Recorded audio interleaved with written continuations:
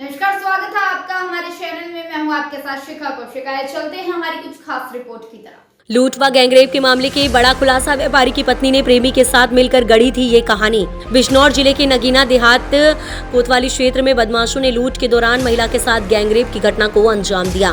साथ ही सिगरेट से कई जगह उसके शरीर को जला दिया। बर्बरता करने के बाद बदमाश घर से 25 तोला सोना, 2 किलो चांदी, 1.5 लाख रुपए नगद के साथ स्कूटी, LED टीवी और मोबाइल समेत अन्य सामान लूट ले गए। वहीं पुलिस ने इस मामले में सनसनीखेज खुलासा किया है। पुलिस पूछताछ में सामने आया है कि महिला ने अपने प्रेमी संग मिलकर पूरा नाटक रचा था। आरोपी प्रेमी को गिरफ्तार कर लिया गया है। इस सनसनीखेज वारदात के खुलासे के लिए एसपी ने पुलिस की 3 टीमों का गठन किया था। दरअसल नगीना देहात के एक गांव निवासी थोक व्यापारी ने रिपोर्ट दर्ज कराई कि वह अपनी मां और बच्चों संग मंगलवार की शाम दवाई लेने धामपुर गए थे। घर में उनकी पत्नी अकेली थी। शाम को 7:30 बजे हथियारबंद 5 बदमाश पड़ोसी की छत से होकर उसके घर में घुसे। बदमाशों ने उसकी पत्नी के साथ मारपीट करते हुए उसे कपड़े से नशा सुंघा कर बेहोश कर दिया। वहीं कुछ देर बाद होश आने पर उनको बांध दिया। बदमाशों ने सामने बैठकर सिगरेट पी और जलती सिगरेट से पत्नी के हाथ को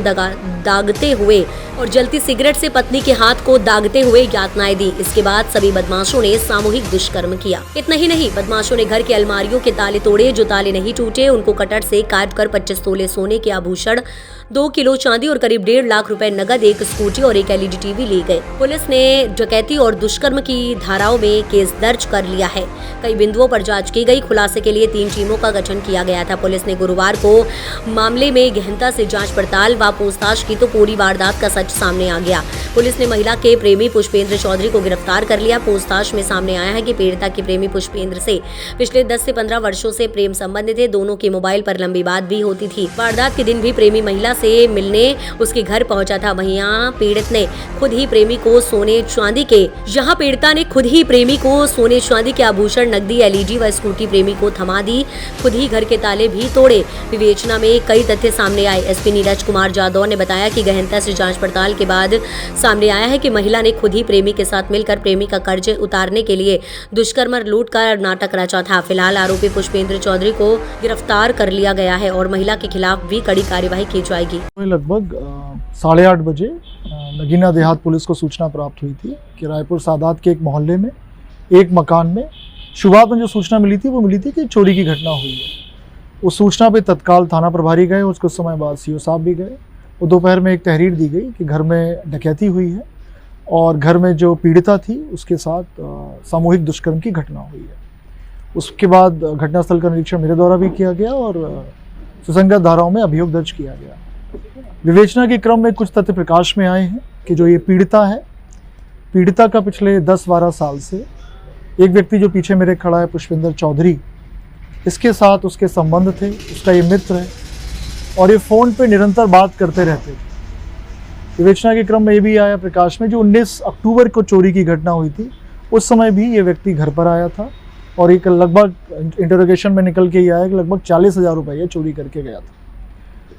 14 तारीख की शाम को लगभग 5:51 पे पीड़िता ने इसको पुष्पेंद्र चौधरी को घर पे बुलाया, क्योंकि पीड़िता के परिजन धामपुर गए थे एक फंक्शन के लिए।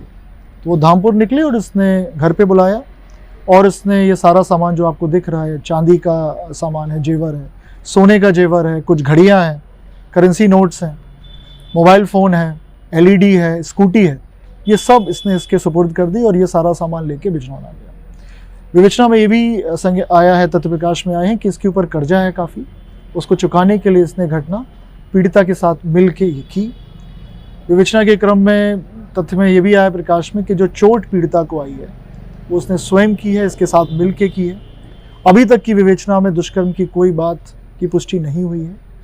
प्राइवेट पार्ट्स में कोई इंजरी नहीं है और जो भी तथ्य प्रकाश में इनको हम लोग फर्दर कंक्लूजन पर लेकर जाएंगे और साइंटिफिक इन्वेस्टिगेशन करके शीघ्र चार्जशीट लगाएंगे और माननीय न्यायालय में पैरवी करके इनको कड़ी से कड़ी सजा दिलवाएंगे।